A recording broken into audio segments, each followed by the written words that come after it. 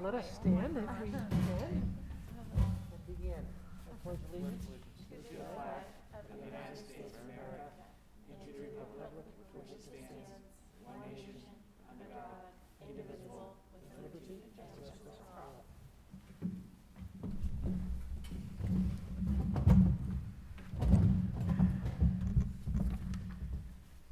It'll take just 2 seconds to catch my breath.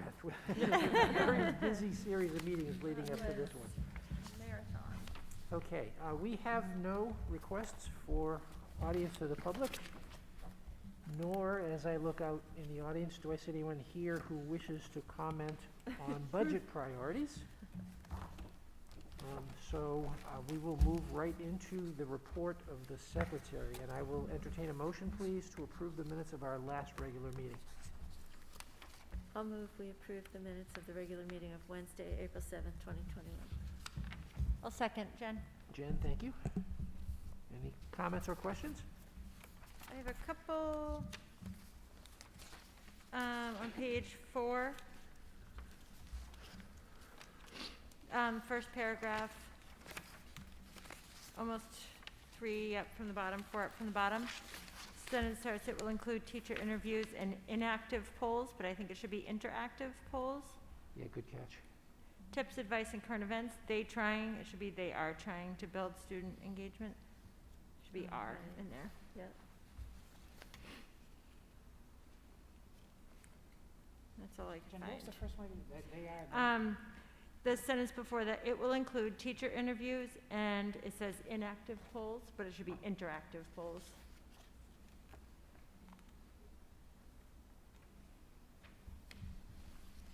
And again, just to say, I think Eileen's doing an amazing job. I don't think she needs to be as detailed. Is that correct? Yeah. She doesn't need to be quite as detailed if she Right, doesn't want to. I mean, it's fantastic, but This she can save herself if she wants. Yes. Yeah. I had one as well. On that same page, under correspondence, the way it's worded, the last little bit about $1,000 to be given to an athlete, it could be read as though that was the donation from the district, and I think we want to be clear about that. The scholarship fund gives a $1,000 donation to an athlete, or $1,000 scholarship. So maybe a break. Or awarded to an athlete, or, no, I guess not even that. Yeah. It sort of runs into that Yep. without, you know, the district made a contribution for which we got the thank you. And I don't The think contribution was to the Memorial Scholarship Fund, which gives a Yes. $1,000. There you Maybe go. that's the way to handle Yep. it. Mhm. Which gives a $1,000 scholarship to Which an athlete. Provides. Or we should say which plans to give. Yes, okay, Mhm. yes. We probably don't need a comma after daughter either. Yeah, that's Yep. true, too.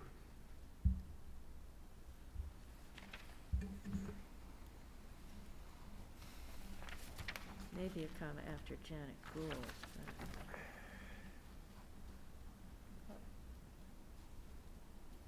Yes. I agree. Okay. Anything else? All in favor? That is 6-0. Thank you.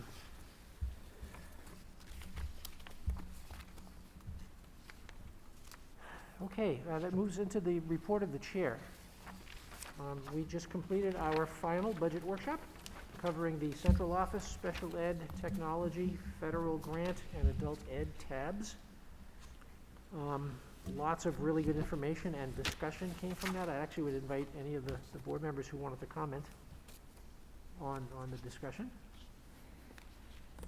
Otherwise, I will say that we had an update to the overall budget, the main differences being that we have had to add an additional bus to our barn in order to handle the number and kinds of runs we have to do starting next year. I think that added $20,000 to the budget, and that's what's reflected in a small increase in the percentage of the taxes to each of the towns. And then there was a fairly substantial amount of money added both on the budget side and on the revenue side because we're taking in a bunch of, I've forgotten the acronym already. CDS. Yeah. Thank you, it's the CDS 3 and 4 year olds. 3 and 4 years olds, yes, that's So we're correct. taking those on in Elliott, so. Those were the major changes. I And we're think. working in partnership with York County, rather than Okay. the state of Maine. Yes. Thank you. So, we have now concluded our budget workshops, and I think the board is satisfied that we have a very, very good, solid budget to go into the election with. We also had a town officials meeting on April 14th. It was a rather abbreviated one. We only had one participant other than school board folks. I'm trying to remember off the top of my head I who was was there. there. Yes, Jen, go Yep. ahead, thank you. It was very brief. Mr. Donhauser, the chair of the Select Board of Elliott, was there with us. And that's because Elliott is searching for a new town manager right now. So Carol, remind me that Carol, her last name is escaping me right now, and I don't have it here, is Granfield? Carol Granfield? That's right, yes. I Okay. believe so, yes. Is the interim town manager right now for Elliott. He also talked about, there's 2 select board members, positions up for election for Elliott. And he just briefly touched on a TIF update for Elliott. And then Mr. Caverly just briefed Mr. Donhauser that the board had discussed at the last meeting the roundabout, the board's feelings on the roundabout at 236 in Depot Road. That was pretty much it, as Yes. far as I have. That's everything I had. Yes. Very good. Okay, that moves us then into the report of the superintendent. Thank you very much. Thank you. The first topic for this evening is the last day of school. And so, barring another snowstorm, which we don't have to deal with, it looks like we are going to have used 2 snow days. And so I am asking the board tonight to have a little bit different approach to the end of the school year due to the pandemic. I am asking that the last day for students be Monday, June 14th, which would be a half day for students. And then Tuesday, the 15th, we would bring all of our staff back. There's a tremendous amount of work that needs to be done going into the summer, as we will have an extensive remediation program taking place this summer, both in special education, remediation, and then a learning loss program. The mindset behind that is that it's important to bring those staff members back to start to plan for that program, to be able to get input from all of our teachers around their students, and also I think it's really important for the mental well-being of our staff to bring everybody back. At this point in time, we have not had all of our staff members back in the buildings, and so my intent is to bring everybody back to campus Yes. to be together. There needs to be some closure for these people, for the incredibly hard work that they've put in. And this would give us an opportunity as a district to be able to honor that. Also, from a human standpoint, I would really struggle with some staff members having the anxiety of coming back to the building over the entire summer and then coming back, their first time back in the building, being September 1st or October, August 30th. And so this would have an opportunity to get everybody back on campus to be able to start to rebuild our culture and our community, because it is going to be a drastically different situation than it has been a year ago. And I know this is a slightly different change. I think the way that the snow days fell, our calendar fell, I do not feel it's a logical step, in my opinion. So I would just ask the board permission to be able to take that Yeah. approach at the end of the school year. I don't see any issue with that. I think it's a great Sounds idea. reasonable. Will there be some type of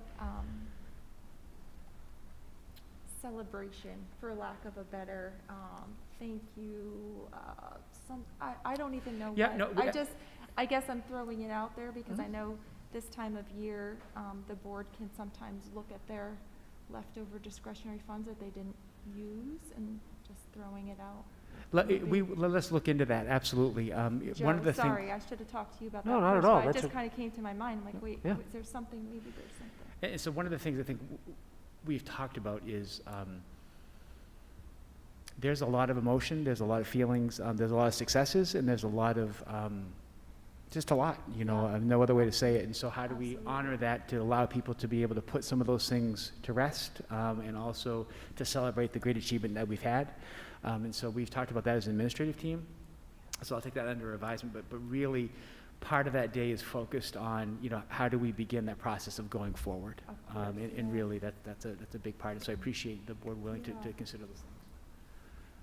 Yeah, it would be really interesting to come up with some creative, team building icebreakers and some type of, an activity of sort to, I don't know, just it's a little out of the box, but, you know, something that could be, you know, fun, you know. The things that I have in my mind, I don't want to say anything, because Don't put it out there publicly. this is I'm gonna go back to my PE days Oh my and gosh, team yes. building, and so I think that, you know, there are some things that we've talked about Fun. that are very symbolic. Good. And I was just think, gonna say yeah, symbolic things. Yeah. So like calisthenics. Yeah, Yeah. oh, I don't know about that. yeah. But things to allow people, you know, there is some, you know, there's a lot of a range of emotions, you know, obviously the mental stress on all of our community has been incredible. There has been some changes over the last month or so with regards to how we're managing the pandemic, which I may segue into right now. I received, as you all did, notification yesterday that the President of the United States had made some statements around the wearing of masks in public, and later that afternoon, Governor Janet Mills had kind of talked about Maine's approach to that and really saying that if people can socially distance outside, masks are not required. And so, wonderful news. On the other side, from a management standpoint, from a school, wait a second, now we have to reshuffle how we're doing everything. Today, as we were meeting with the policy committee, Mr. Rich Buzzell shared with us that the Maine Principals Association has provided a recommendation about what athletics might look like going forward and what it might look like for visitors who are coming to watch athletic events. So remember, we've gone from not allowing any spectators back in the fall into now with the notification today that we will be allowed to have spectators at events. They do not need to wear masks if they are able to socially distance, which is a really important thing. And so Mr. Buzzell is sending a letter out to the community this evening in regards to that. I think one of the things that I would ask, and I've asked him to put in a letter, is that for the community members to be respectful of one another, that there are people who have concerns about, you know, the spread of the virus and are very concerned about this. Being respectful of the 6-foot social distancing is really important. I don't want to be put in a position where I'm monitoring adults' behavior. I would just ask them to, you know, to handle that appropriately so that we can all enjoy the event as intended. In addition, which is a little bit of a curveball, I think it's a good thing, but it is a curveball, is that athletes will no longer be required to wear masks during competition, which I think is good news. The only tricky part to that is that the contact tracing does not change. And so we've had a couple of events over the last week and a half that I think have really raised some questions in our community in particular around what's going on with the contact tracing. And so I just want to be really 100% clear about one thing, is that we don't make this up as we go. I don't know enough about this. This is not my area of expertise. We deal directly with the Maine CDC. And so whenever we have a situation where there's a positive case, we work with them hand in hand to be able to contact trace appropriately. And so we will ask the question, hey, this is the circumstances of a positive, how do we handle this? And so there's been some questions raised around outdoor activities in contact tracing. And so it is somewhat counterintuitive, I'm going to be frank with you, that basically it feels like we deal with outdoor contact tracing very similar to we deal with the indoor contact tracing. And so in a sporting event, if respiration's high, there's a 14-foot radius that we have to draw around a person. And then you can imagine, let's take lacrosse, for instance, where people are moving all around. There's also this cumulative 15-minute rule that's involved over the course of 24 hours, so it has created some questions. And so you know, we are working with the state. I've contacted the Maine Department of Education to express my concern about it. I do, logically I'm struggling with it, but again, I'm not the expert. But we are working with it. I know Mr. Buzzell has also been in contact with the Maine Principals Association. So with the change with the no longer wearing masks, the contact tracing is still in place. So I just don't want people to be misled that since the masks are off, contact tracing is off the board now. And so just to be very clear about it, it's great news. I think it's a great step in the right direction. I think it's a good thing for our students, and our community needs to start to move forward with this, but this is going to create some confusion for people, and I just want to be clear, hearing from the board, you know, that is something that's out there. So, any questions by any means about that? Can I have clarification around who can go without a mask? It's fully vaccinated people. No, I thought. that was one of the confusions. So, Okay. as I know it, President Biden came out yesterday and said anybody who is fully vaccinated did not need to wear a mask outdoors. Right. So had my head around Okay, got that. that. Later in the day, Governor Mills came out and said, well, I'm going to take it one step further and say anybody can be outside as long as they're able to socially distance and not wear a mask. So those are two different. Maine does have apparently one of the highest vaccination rates in the country. Yeah. So I think that was Dr. Shaw's Okay. reasoning was that our vaccination rate is so high Yeah. that they felt Yeah, comfortable. absolutely. Oh, okay, Right. okay, Yeah. yeah. I didn't So- realize that. Okay. People can get their head around that. And then what becomes even more confusing is that if you are outdoors and you are greater than 6 feet apart, mask or no mask, you did not need to contact trace. So everyone had the 6 feet in their mind. Then the elevated heart rate, elevated respiration question came into effect, and that 6 feet went to 14 feet. And so my questions are, you know, and I hate to be in this level of detail, but like, at what beat per minute are you talking about a heart rate being raised? And so, if someone's a marathon, a mile runner in track, let's just take for instance, obviously the respiration is going to be much higher than maybe a shot putter. Right. So do we differentiate for that? Is a long jumper different than a catcher on a baseball team? And so really trying to determine like what's that threshold of not only the level of concern of the sport, but also the elevated heart rate piece, which is another part that's coming to. So this is part of the conversation that's going on at the state level. I haven't heard anything. I'm hopeful that we'll get some clarity about this.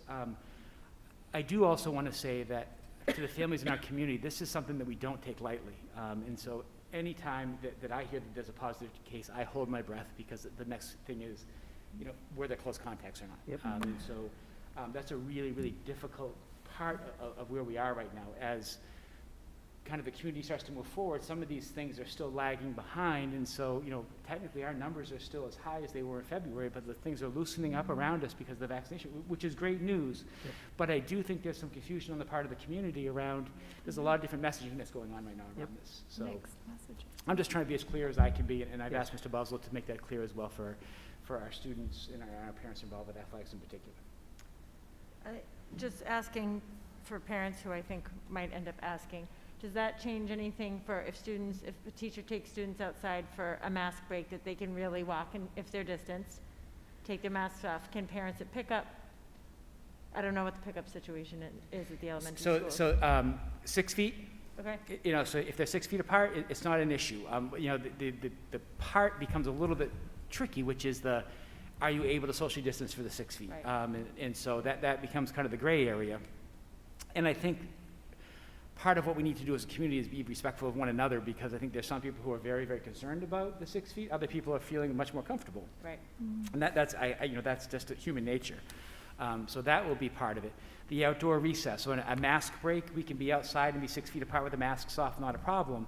Are we okay to walk around the track at Marshwood Middle School, which is what kids do at lunchtime sometimes, to get some exercise, and at a casual pace, is that okay? Right. Right. But a child can't jog around the track, because then if they do, the heart rate becomes elevated. So I know it may seem like we're overthinking it, but that's But the it reality. affects the contract. When we have Yeah. those questions asked, those are the level of questions that the Yeah. CDC asks of us. And one of the things that has been really tricky for our nursing staff is that initially, if you remember, the CDC was going to do all the contact tracing. No, you know, we're going to have these contact tracers, they're going to call, and all of a sudden, midstream, they're like, whoa. And so all of a sudden, we became the contact tracers, and so we became the bearer of this news to say, hey, guess what? You know, this is what happened. And there has been some changes in the classroom, where it used to be if you were in a classroom and one person tested positive for COVID, the entire classroom was then quarantined for that 10-day, or it used to be 14, but not the 10-day period. Now that's changed, and now that 14-foot circle in the classroom now has kind of become, if you're outside of that 14 feet, other people aren't affected. So that's something we do take into effect as we kind of contact trace. And so you have some people who think it's about time, you know, we need to do more of these things. You've got other people saying, I feel a little bit less safety because things have expanded. So really the community, again, is in a lot of different places. And so we're just trying to stand by, as we always have said, the Center for Disease Control is who we're going to follow the expectations that they have created for us. And so, but part of that is making sure the community understands that this is where we're at, and this is the role that we've kind of been forced to be into. The other part that I just want to mention is that there has been a lot of talk about the pool testing around whether people can test in the schools to see if they're positive for the COVID-19 virus. I met with the nurses today. Really at this point in time where everything is, this is a tough time to implement that program. Our goal is really to implement that program in September. We're going to see where we can get over the next 6 weeks, but what I'm afraid to do is that if we rush into this and create more of an issue in this school year, that doesn't help anybody. And the reality is, even if we said tonight, hey, John, this is going to happen, you make it happen tomorrow, it's still going to be 3 or 4 weeks before we can get that up and rolling. So basically, we've done this work for a 2-week window. And so we've talked about bringing the nurses in over the summer vacation for a couple of days to be able to, so they can thoughtfully plan what this is going to look like. Because part of the idea around pool testing is that if you're cohorting, and so for instance, as we talked about, Marshwood High School, we don't cohort. Yep. Because remember, a cohort is the same kids traveling together the entire day, maybe amongst different staff members, whereas at Marshwood High School, we've really tried to limit interactions, but it is not a true cohort. And that's why we need to keep the 6 feet social distancing here on the recommendations of the CDC. So it's just a lot of moving parts. But just I want to update you on the pool testing, because I know there's some questions will come up about that. Hopefully before the next school year starts, all of the kids in the high school will have had access to the vaccine as well. That's correct. Yes. And a good chunk of the middle school kids as well. Yeah, and it's interesting, Joe, because you bring up an interesting point that people don't talk about a lot, but determining a close contact and then someone having to quarantine for 10 days, we are now starting to run into situations where someone has tested positive, let's say 4 months ago, and they don't have to quarantine, but maybe the rest of the classroom does. And so what do we do with that one child who's coming back now, who's already had the virus, let's say, or a staff member who's already had the virus? So there is some different things. How do we handle that? Some have been vaccinated, others have not been. And so I feel really good about where we are with our staff vaccination rates right now, which is really, really positive. And just to be clear that we don't mandate that for staff, that's a personal choice. But our expectations are going to be that school's going to look different next year. That's our hope, and that's how we're perceiving. Yes. But those are a lot of the questions that are out there kind of around COVID-19 in general. Are the nurses tracking students fully vaccinated yet? Are they wanting parents to let them know if a student is fully vaccinated at this point? I do not believe so. Okay. Not at this point. And we've had that question about staff. So again, you talk about FERPA in schools, and then the school nurses aren't necessarily there for the medical treatment of staff, and so we didn't feel as though we could ask that question. Right. I know the teachers union did ask that question, provided the data for us, which was a huge partnership for us to be able to understand. And and upwards, it sounded like about 90 to 95% of the people who wanted to be vaccinated would be vaccinated by early May, which is great news. Yeah. And there are people who don't want to get vaccinated for a number of different reasons, and that's certainly okay. However, if a student was a close contact and they were vaccinated, then they would not need. They would not need to quarantine. That's correct. Right. The other part that's interesting that sometimes you learn as you go is that if a person has been vaccinated, and let's say it's been 12 days or 13 days since their last shot, if they're exposed, it's not just one more day to get to the 14 days to be fully vaccinated. They have to wait the entire 10 days, right. Yep. Which is an interesting kind of change. And so it just, again, these types of things come up. The other thing that made me a little bit concerned about the dealing with the CDC around the outdoor things is that it has always felt like we have said, if someone is a close contact, we know that. We're able to say that. And we've never just said, well, just to be on the safe side, we're going to have everybody be out. We've never done that before.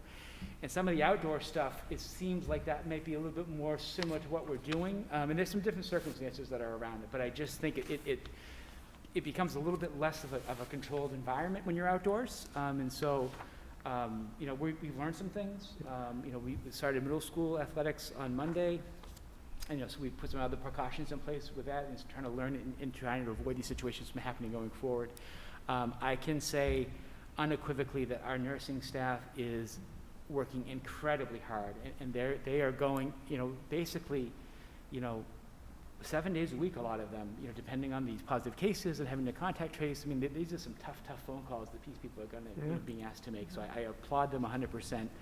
And I also applaud the community for understanding that we're doing the absolute best that we can, and this is a tough situation, but it is a process that we're going to be going through. So,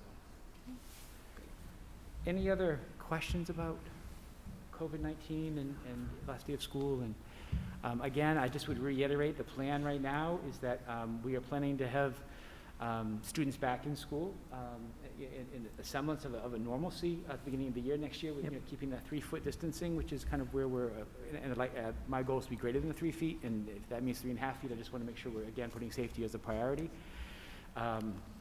Adults, remember, still have to be at 6 feet at all times, so just some ideas, so there's some questions around that, and so we'll be doing some work kind of going forward shortly around those types of things, so. Next on my agenda is talking quickly about the parameters of a district budget validation meeting. And so Maine state law allows us to hold a virtual meeting again. Drummond and Woodsum had spoken to Ryan and basically talked about that they are not sending people out right now to do the district budget validation meetings as they've done before. And so we have the option whether we want to hold that virtually like we did last year. Yep. That's certainly a choice by the board to be able to make. My recommendation is, even though, masks aren't necessary outdoors, there's still the responsibility that if we were to have people here, we would have to have seating charts, we would have to be able to, provide that contact tracing in the event that someone were positive in the indoor space, or even if we were outdoors. And so our option would be to be able to have the traditional budget meeting where we bring everybody in, or we can do it virtually. And so my thought would be that we would probably want to stick with the virtual for this year. Agreed. I think that's prudent. Yep. Look, I'm seeing thumbs up and nodding heads, yes. Okay. Yes. And so that that would still be the same date, the 12th. We would meet as we normally do. We would hold it virtually. We would give an opportunity for comment for people at that point in time. The difference being that with the budget ballots would be slightly different in the fact if you had an in-person budget meeting, each one of the articles was voted on, so we would not need to put the actual cost for each article on the ballot. It would either be a yes or a no. Because the fact that we would do it remotely, we would have to put the dollar amount of what the budget would be on the ballot like we did last year. So not a huge swing, but just there would be a little bit difference with the ballot. Okay. Alice training, I know I've talked about it a little bit, but I wanted just to make you aware that we have paid for Alice to come in and provide training. So Alice, remember, is kind of our crisis response to school violence incidents training. We were going to start that a year ago. We are bringing 50 people in on August 16th and August 17th.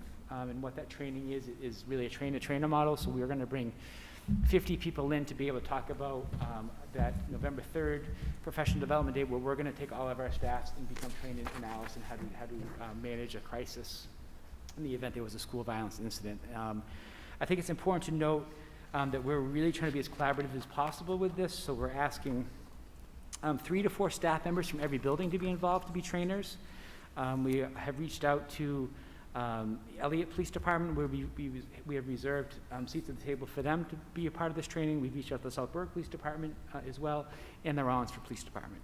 And also the York County Tactical Team, which would be the team that would respond. We just felt like it was important to invite at least a representative from that team to be a part of that. And so really trying to get as many trainers as possible. And someone might say, John, why do you need 50 people? I think this is going to be tricky for people. This is a topic that people don't want to think about. It's scary.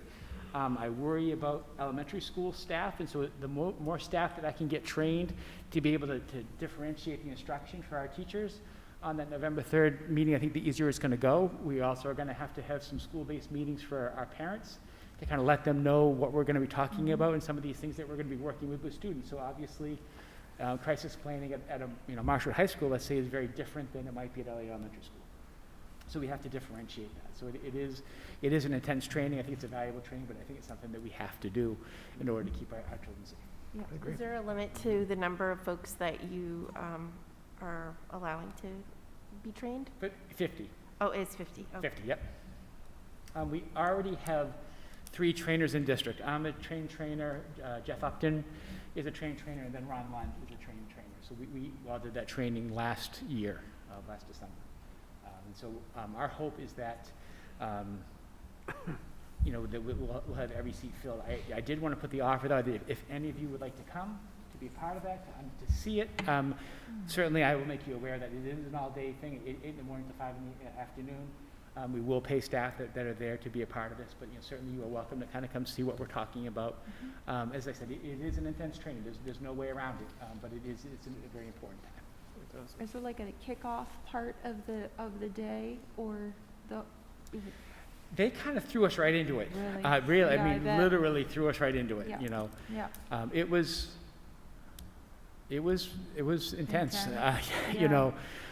but that might be a great time just to kind of see and how they kind of talk about what the program is in a program overview. But that 16th at 8 a.m. would be fantastic if people want to just come and see it. It's just not asking you to stay for the whole day. You don't need to do it, but it just might be an opportunity to say, hey, look, I wonder what this is really about, because you may get questions of people saying, wait a second, I'm a little bit concerned about this. And Yeah. as I sat through the training, I was, I had a level of concern to say, look, the trick is now, how do we take this information that I have now, and how do I make it applicable to a kindergarten teacher who's working with 4 and 5-year-olds to Yep. be able to do this in a way that they're not scared to come to school, but at the same time, we're providing the safest environment possible, and that's Right. really what we're trying to do. Yeah. So if you think there's an opportunity for one or more board members to sort of sit in the very beginning of that Yeah. without displacing any of the 50 Yep, train, right. okay. I mean, that would be my concern. We wouldn't want any of the No. board members to displace. No, any of the 50. no. Okay. Okay, well, let's get an update on it as we get closer. Okay, Yeah. yeah, Yeah, absolutely. good, thank you. The next thing on the agenda is we've had a couple of retirements, and there's actually been a couple of more as we kind of get closer to the school end of the school year. But Helen Sprague has been a science teacher at Marshall High School for 5.5 years, and she has an opportunity to move with her family south, and so she's taken advantage of that and doing that. Helen will be missed. To find a great science teacher, that's tricky, and Helen's done a really nice job for us, and she'll be sorely missed. But Yep. obviously wish her the best and thank her for everything that she's done. David Leitz has been the gifted and talented teacher at Marshall High School, I believe for 5 years as well.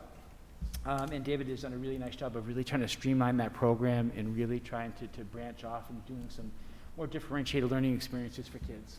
And so that we'll be meeting about that shortly and talking about kind of gifted and talented as a whole. As a reminder, Heidi, I've asked her to kind of oversee that portion of, typically that used to be handled by special education, and Carol Smith used to oversee that, but I've kind of moved that to Heidi, and Heidi and I will kind of work with that department. But David has done a great job for us, and again, I wish him the best, but he is truly retiring, which is exciting for him. So. Very cool. The students are not here today, No, as they're you not. can probably tell. So, do you have any questions about anything that I talked about? Okay, well, that concludes my report. Thank you. And that brings us to the empty correspondence line. We have no correspondence to report on, so we'll move to the report of the committees. The Finance and Facilities Committee met just before this meeting. I'll do a quick summary of the numbers. I'll ask, actually, all of the board was in attendance by virtue of the fact that we had our budget workshop tonight, so anybody want to speak up about the other stuff? Just very briefly, expenditures are under budget and revenues are ahead of expenditures, so that's a very good place to be. Cash balance is in good shape. Ryan has submitted almost $1 million worth of refund requests for CRF money that we've expended, so that is hopefully going to improve that picture. School nutrition is still doing pretty well, though we do have some things going on with refrigerators and steamers, I guess, but we'll deal with that. Adult ed is continuing its slow spend down to net zero. And federal grants have been moving in the right direction as well. General fund, we're about 29.6% of our budget left, where we would project to be about 25, so we're still ahead of the game there as well. And then the one other thing I did want to mention is that the loan that we took out to cover the CRF expenditures until we get those refunds from the state is due to expire at the end of April. We're going to extend that one more time through the end of June, just to be safe, though we think we will have enough of the rebates back to pay off that loan prior to the end of June. But I think that's the prudent course. Facilities, anybody want to talk about our unfortunate tent accident? Apparently, there was a windstorm over an evening, thank goodness, where nobody was around, that took out the tent, one of the tents at Elliott Elementary School, but new poles have been ordered, so all is well. Great. And transportation? I'll handle it. Yeah. Let's see, it looks like we currently are looking for new bus drivers. We do have the funds for that. It's challenging, of course, to find the new drivers. We had a bus driver resign today, and we're looking through avenues like School Spring and other pools for candidates to consider. And also, like we reviewed in the budget, we have $20,000 per year allocated for new bus. Let's see, school nutrition. And You food service. I or food kind service? of touched on it, but there were other things mentioned, if anybody remembers or wants to talk to that. Not serving as many meals currently due to students that are in school, and let's see what else. We're getting more revenue per meal currently, but not losing the funds as normally anticipated. We're replacing a refrigerator, steamer, and we did replace a dishwasher at Central School. Yes. And then the last thing, finally, we got our 2020 audit report, and if anybody wants to talk to that. Only that Ryan did a tremendous job as always. Yes. And we came back with pretty much the highest audit rating that we could. And the minor things that they brought up are things that are common in any, pretty much every district, Ryan said, because the central office is a small crew of people, so there ends up being overlap in who has access to what financial systems and things are, and duties are being. So there's some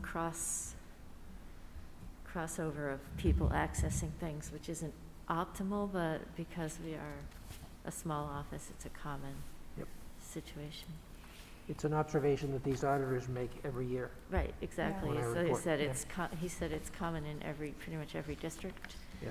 And also there was just, the only minor thing is submitting things to the bank sooner, right? Like Yeah. cash Deposits. collected in schools, which is really pretty minor Yeah. in activity the counts, overall yeah. Yes. picture. It was tremendous audit, Thank you, Ryan. yes. Okay, I think that's it on F&F. We also, about 8 meetings ago, earlier today, had an education policy committee meeting. Sue, were you going to report out on that? Yeah, I can. Thank I you. can try to, anyway. I can remember or read my writing from earlier. We addressed several policies. One of them had to do with just, was it the grievance thing that we changed Heidi to Scott? The That's correct. name. It was Yes. just a Yeah, name as lead change. investigator, around 504, Scott will be the person who would be now, Right. be the So that handling was those. it for that one. Yep. Policy KLG-R was also minor changes, had to do with law enforcement and we added a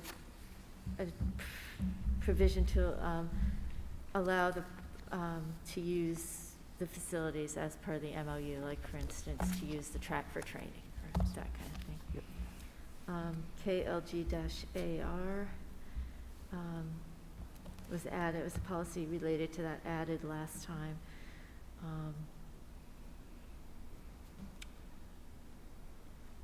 Which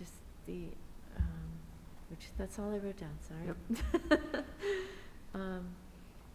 The drug-free workplace policy, GBEC, we were going to go with the MSMA policy, which clarifies certain substances more, like adds bath salts to the list of and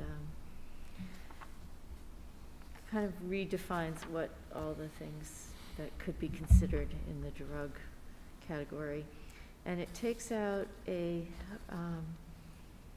some language about providing services, and we decided not to add the MSMA language about rehab referrals. Though any employee asking for help may go to HR versus a supervisor, which is potentially more confidential. Yeah. Same with JICH was minor changes, regarding substances. And that program should teach about illegal drug use and alcohol use, which was not really specified before. Didn't write down the name of the policy that added cigarettes to the language in the, and we will address the marijuana policies and the medication to students after John has had an opportunity to work with the nurses more. Right. So some portion of the policies that you just talked about will be brought to this board next Wednesday, May at our next meeting for a first read. Correct. Right. Thank you, Sue. Okay, and then finally, we will, I hope, get a readout from the Wellness Committee and the Social Emotional Learning Committee. Lisa, I'm looking at you. I presume that's you. Well, I'm on the wellness committee, but there's consistent conflicts, it seems like, with this. So, the last meeting that I attended, Stephen of the food service did a great presentation, just kind of giving us an update on everything.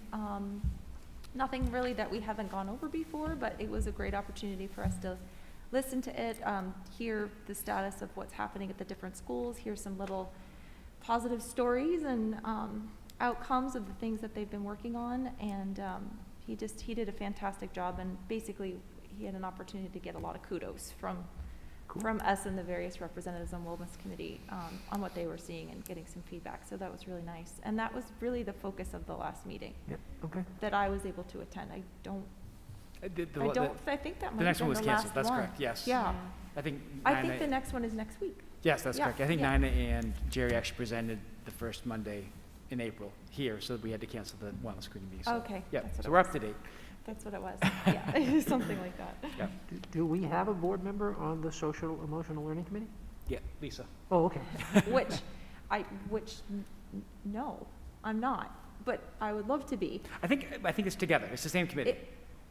It is? Yeah, they're both, it's combined. Okay. Okay.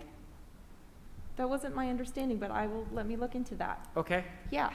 Well, we have a social emotional learning committee that's going around district-wide around implementation with our social workers, but I think that may be That's a different. Yes. different thing. But Okay. I will confirm that, but that. Yeah, just ask because in the wellness committee, this conversation came up in the Yep. last wellness committee meeting when I had brought up the idea of having these updates once Yep. a month at the board meeting. Everyone was like, oh, that'd be great. And yes, SEL committee needs to do that too. Like it was a separate thing. So. Yeah, that's a meeting that Heidi's been having with the social workers and guidance. Okay, Yeah. so maybe that really is a separate thing. Yep. Yeah, Yep. okay, all right. Well, maybe as part of the wellness meetings, we could do a little roundtable on what's happening. Yeah, so that- absolutely. that Yes. then the wellness committee could really be part of that. Because we tweaked the language in our district policy around the wellness community meeting, so we were able to That's broaden right. the stroke to Yes. be able to talk about the social emotional learning. Because Yes. really, I think when they said wellness, they were really talking about food originally. Right, and now it's the whole person, so that totally makes sense. Yeah, exactly. I was Yep, part of that yep, change, so yep. that's So great. there's a couple things under the same name that Yeah. are happening, so you're not wrong, but yeah. Wellness/SEL, just for people's, because we've changed things, right? So how would people Yes. know that Yeah. really? Yeah, I think we So- still call it the wellness committee, and it kind Okay. of both kind of fall under it, so I think it's a little bit confusing the way it's written here, so All right, I got can it. make that So I'll adjustment. touch base with Nina on that, and then we'll Perfect. make sure that Yeah. we include those conversations in that meeting. Great. Apologies for the confusion, No, there's no confusion at all. and thank you for the update. Okay, that brings us to new business. We have 4 policies that need second reads tonight. Can I have a motion, please, on the first one? I move to approve the second reading and discussion of new policy graduation requirements, IKF. Second, Heather? Heather, thank you. No changes since last meeting? Any questions or comments? All in favor? 6-0, thank you. May I have a motion, please, on KLG? I move to approve the second reading and discussion of new policy relations with law enforcement authorities, KLG. I'll second Jen. Thank you. Again, any questions or comments? No changes since last meeting. All in favor? That is 6-0, thank Isn't you. it funny how because of the pandemic, we now say second the policy, Jen? So Yeah. we know we've all kind of adapted that structure, out of need. You can't tell who's talking. It's pretty fascinating. That's true. Okay, how about KLGA, please? I move we approve the second reading and discussion of new policy relations with school resource officers and law enforcement authorities, KLGA. Second, Heather? Heather, thank you. Questions or comments? All in favor? 6-0, thank you. And the fourth one, KLGA-R. I move to approve a second reading and discussion of new policy, school resource officers / law enforcement administrative procedure, KLGA-R. I'll second that. Matt, thank you. Questions, comments? All in favor? That is also 6-0, thank you very much. We have a couple of nominations to entertain tonight as well. Yeah, so first is Corinne Hoyt, who is going to be in a one-year position, so she'll be one of the ESSER positions that we talked about in order to be able to manage some of the class sizes at the elementary school and give us the flexibility depending on what occurs next year. Corinne is actually a graduate from Marshwood High School. She attended the University of Maine at Orono and Farmington. She is currently working as an educational technician at Central School, been a substitute teacher, been a literacy educational technician, and then been a snowboarding instructor. And so kind of a neat, hardworking person. It's really nice to see Corinne. It was a great opportunity to talk to her and just to really see her as I walk around Central School, interacting with kids and creating that real sense of community and just building relationships. I'm just really excited for Corinne to have this opportunity. That's cool. That's awesome. Can I have a motion to nominate them? I'll make a motion that we nominate Corinne Hoyt, first-year probationary elementary teacher at Central School, one-year position, BA01, $43,843. I'll second, Lisa. Thank you, Lisa. Okay, any other questions or comments? All in favor? That is 6-0, thank you. And can I have a motion, please, for the second nomination? I move to nominate Kayla Burke, first-year probationary band teacher for Marshwood Middle School and Great Works School, BA 05, $47,943. Note anticipated MA 05, $52,737 in May 2021. A second. Thank you, Sue. We didn't hear about her. Did we need to hear about No, her? I will tell you. Yeah. So Kayla, I have had the pleasure of being her principal, and to see her performing as a musician, to see her as, working with Mr. Gratian 2 years ago when she had an opportunity to come back from school and work with our band students.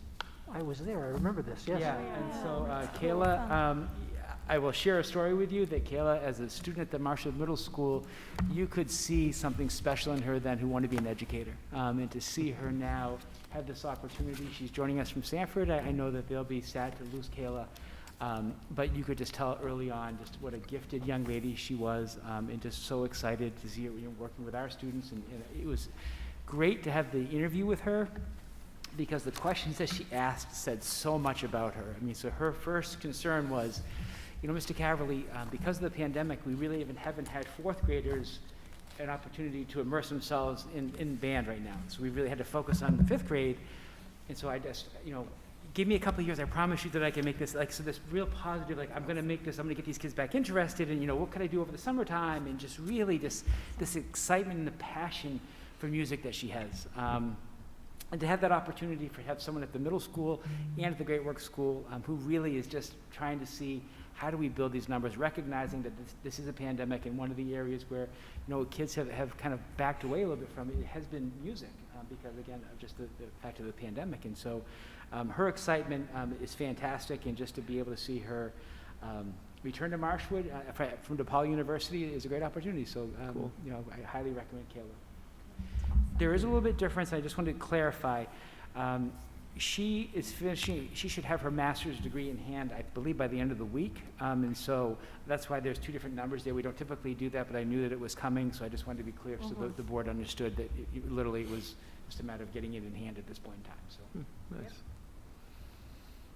So she's more than likely to start at that higher number. Yes, Okay. yes. Yep. I fully expect the Okay. higher number to be Makes the sense. number. makes sense. Yep. Any other questions? No. All in favor? 6-0. Thank you. I love how many It's so great. students come Yes. back Yeah. and, That's awesome. and Yeah. want to work here Yeah. and serve this community. I think it says so much about the community that has been created. It's awesome. It's fascinating because Therese came in and she said, you know, John, you know, do I need to plan for an hour with Kayla and with Corinne? And I was like, no, I mean, I'd love to talk to them, you know, I mean, I certainly will interview them, but at the same time, these are people that you've, you know, Corinne's working every day at Central School. I have an opportunity to see her every day, so I mean, the interview is, as I walked down the hallway and for Kayla, this is someone that, you know, we've known for a long time and just, you know, have kind of followed her journey with music, so it's just kind of exciting for the opportunity for them. Great. Sure is. Great. Love it. Does anybody on the board have anything else to say? I attended the South Berwick Town meeting last night on a different, just because I'm a business across the street, and it was the sign conversation kind of was at play. And I think that's all gonna work out just fine. They're gonna, do a variance, maybe on the ordinance so that a sign can be put up. So there's a lot of discussion around that. But one of the things that came up was in regards to the project graduation run. Do you know anything about that? I have not heard a word about it. And okay, it may or may not be a real thing. They were sort of asking, that was on the agenda to discuss.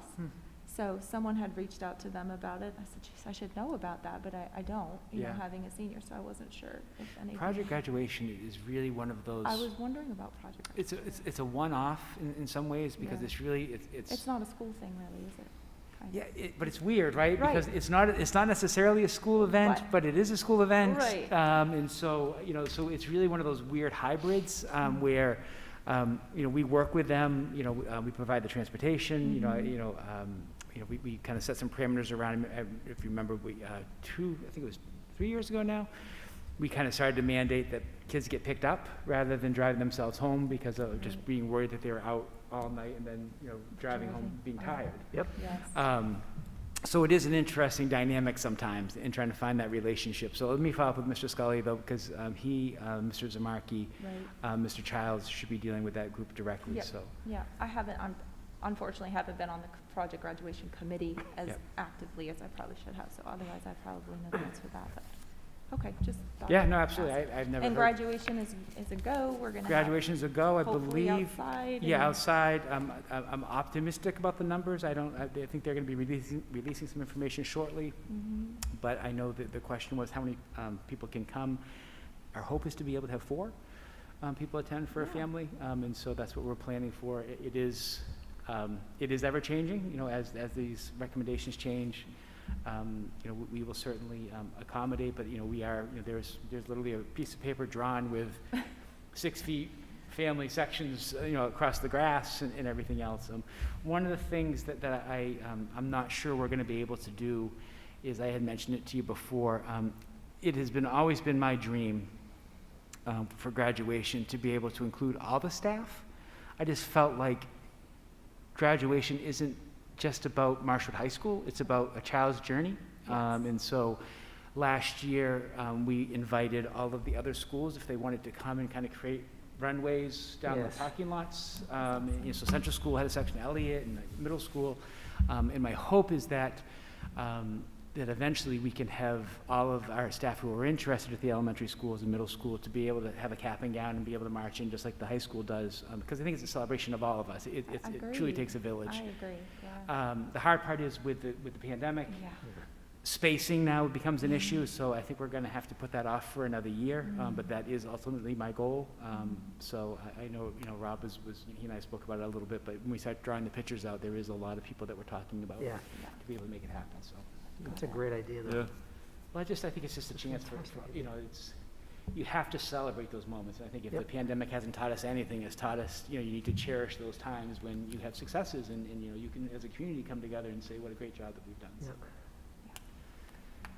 Thank you. Okay, anything else? Heather, I believe you're up. Okay, yes, I motion to adjourn. I'll second. All in favor? 6-0. I missed, who seconded? Jen, second Jen. You broke the chain, right? Thank you, everyone. Thank you.